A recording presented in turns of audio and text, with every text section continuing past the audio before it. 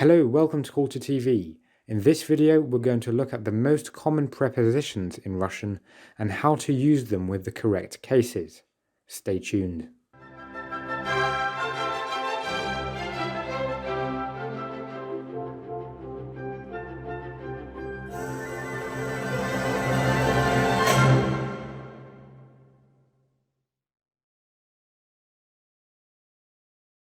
So this is lesson 45 of our online program, Let's Speak Russian, and in this fifth vocabulary boost we are going to talk about prepositions. And this is going to be a very important lesson because, as you know, prepositions crop up very, very often. We have actually seen a few of them here and there already, but now we're going to have a full official lesson on this. So, prepositions, what are they? The definition is as follows. These are words used to express the position of a noun or noun phrase, or to describe any special logical or chronological relationships. Now that is just the definition. You of course know what prepositions are. In English, these are words like in, at, through, by, or under. So essentially words that were used to describe the position of an object. Now it's pretty much the same in Russian, although you have to consider the following.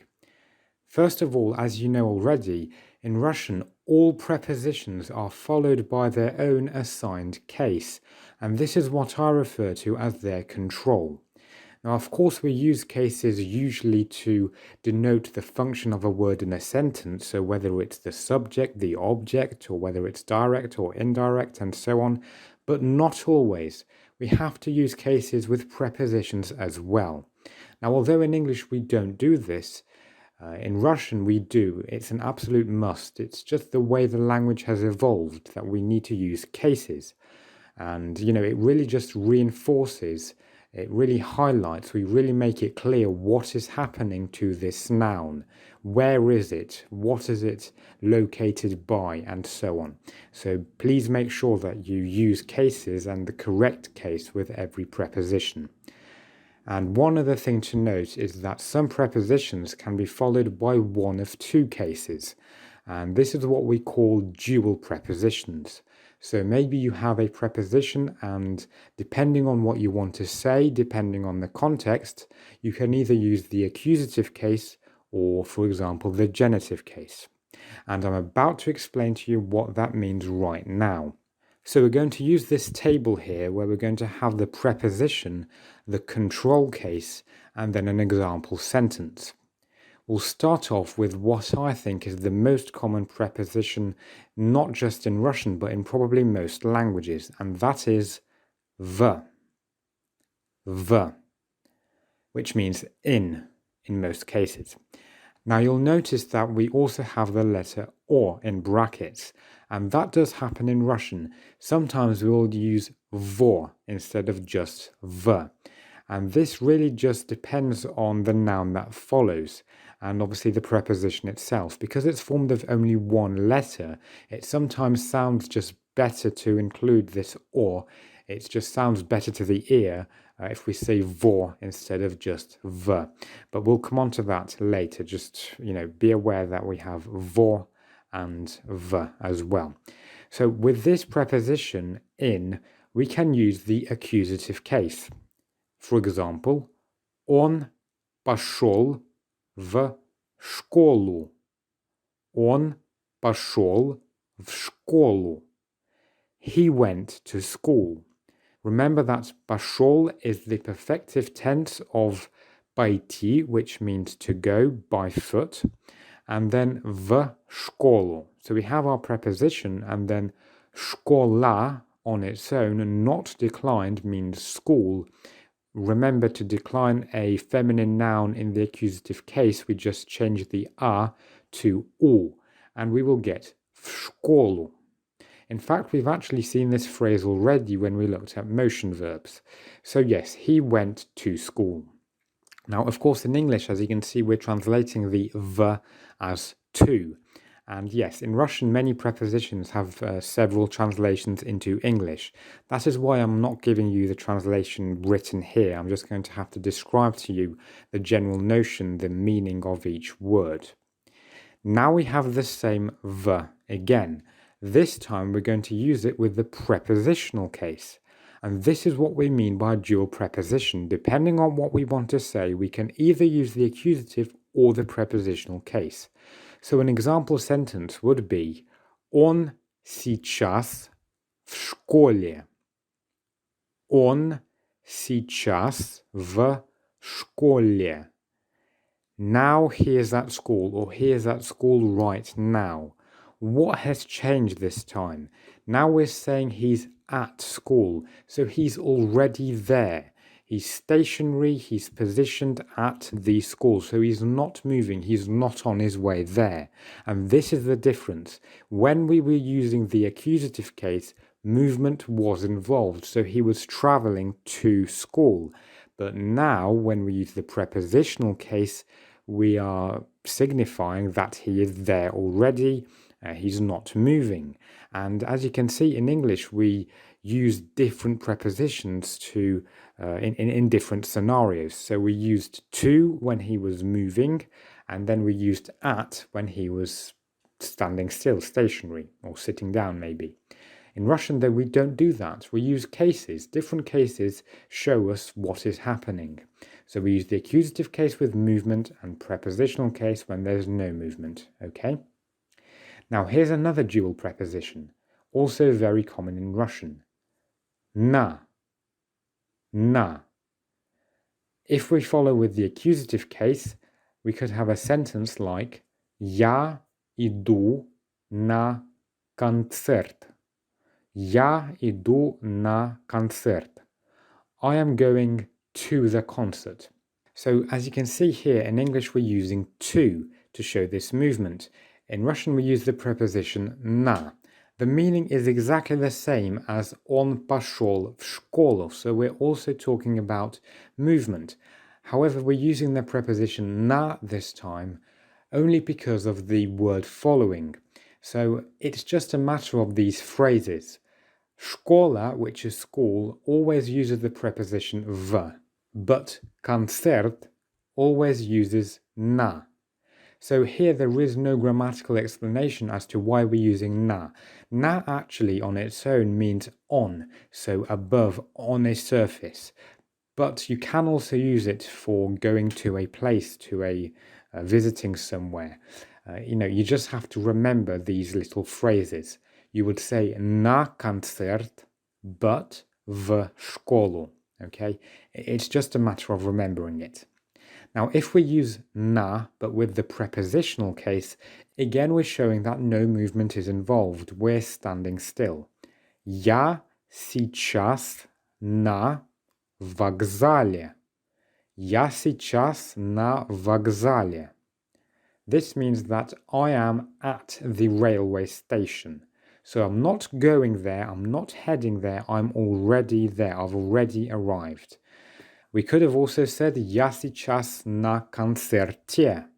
Again, I am at the concert. So I'm already there, I'm already watching the performance. Now, to decline nouns in the prepositional case, you do also have to follow some rules, and they are actually quite easy. So we are going to look at them at the very end of this video. So do stay tuned for that. Okay, some more prepositions then. Без. Без means without, and this is probably the only meaning. Yes, I have to say there is, no other meaning. This means without. And here we use the genitive case. Они пошли без меня. Они пошли без меня. They went without me. Okay? Then we have к, or again, ко. We use this with the dative case, and this actually means to. So when we're talking about movement towards somewhere or someone. Она идет к нему в гости. Она идет к нему в гости. Okay, now here we actually have two prepositions. So what do we have first of all? Она идет, she is going or she goes, к, to, and then we have the dative declension of he, which is нему. So she is going to him. And then в гости is just a set expression, a set phrase that is used in Russian, and it just means to go to someone else's place. So maybe they've invited you. So you're going to a home, to a house of somebody else. Она идет к нему в гости. Okay, and it comes from the word гость, which as you can see means guest. So you're the guest at someone else's house. В гости. The next preposition is для, which means for in most cases again.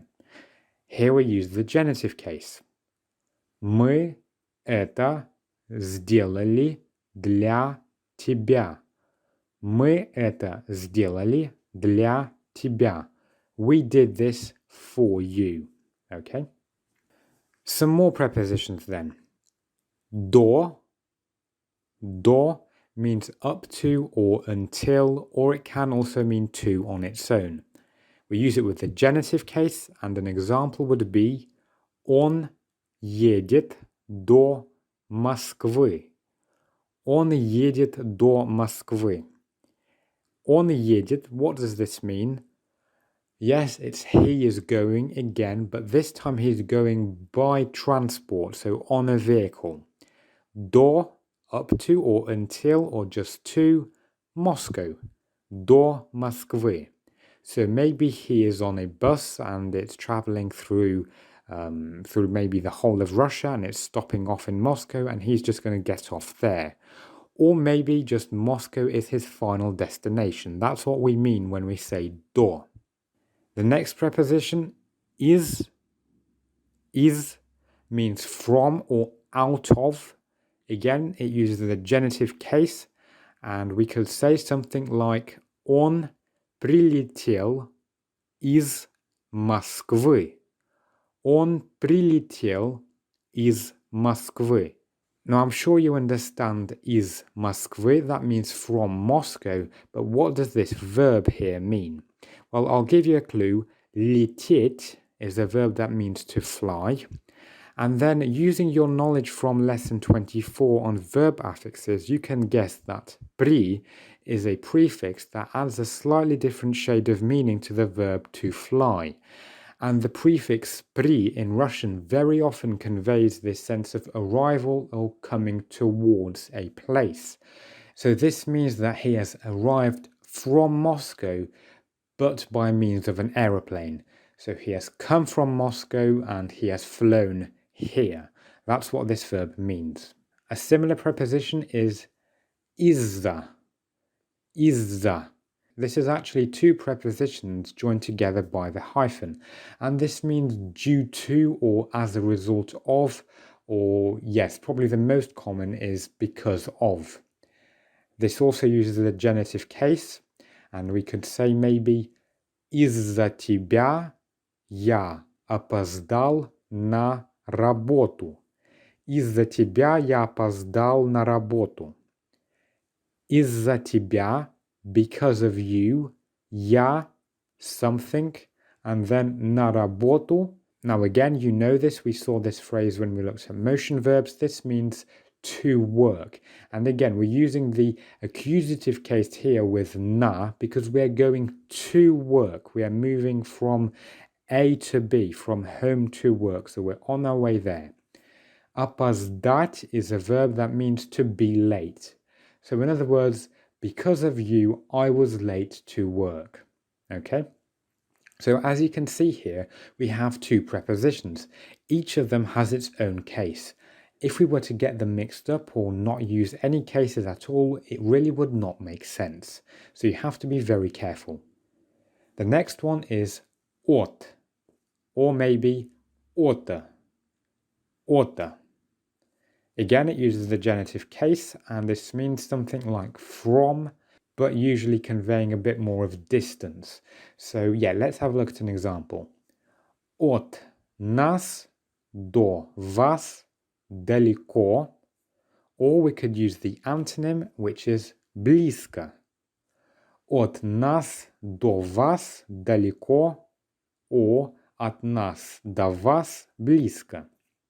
So in Russian, it's very nice. Well, actually, not just Russian, any languages that you learn, you should often learn adjectives in pairs with the antonyms. So далеко means far away, близко means close. Yes, so always learn adjectives in these pairs. Light, dark, tall, short, far away, close, and so on and so on. So from us to you, it is far or it is close. Then we have около, which is another genitive preposition and it means by or nearby. Now this is not the same as у, a preposition that we saw back in lesson 19. This is more like nearby or close to, or even just near. Он сейчас около аптеки. Он сейчас около аптеки. Now, or right now, he is by the pharmacy. He is nearby the pharmacy, so probably he's standing just outside it. Again, we're declining аптека in the genitive case. That is actually quite a hard concept. Genitive declinations are quite difficult, but we will have a look at them in future lessons. Okay, the next preposition is по, and this also means something like on or above. And we saw this in lesson 18 on do you speak English? And we saw that in Russian we speak on a language, not in a language like in English, but we say on a language. So я говорю по-русски, yes? And yeah, it's a similar sort of sense here. This time we use it with the dative case. The other meaning for this preposition is by means of, and usually it's something like communication. So here is a good example sentence. Я говорил с ней по телефону. Я говорил с ней по телефону. I was talking to her by the telephone, or sorry, on the telephone, by means of the telephone. That's what we mean here.